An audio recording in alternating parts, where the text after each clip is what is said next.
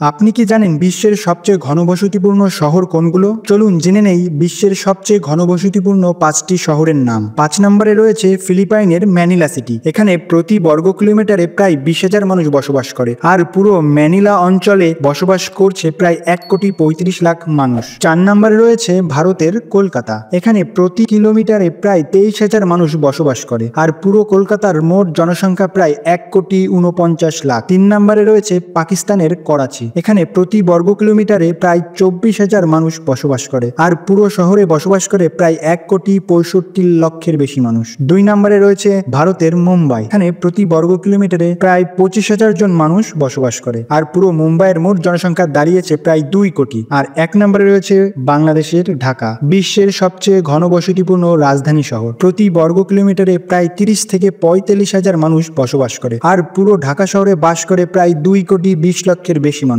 এমন সব তথ্য জানতে হলে আমাদের চ্যানেলটি এখনই সাবস্ক্রাইব করুন, আর ভিডিওটি ভালো লাগলে অবশ্যই লাইক ও কমেন্ট করুন।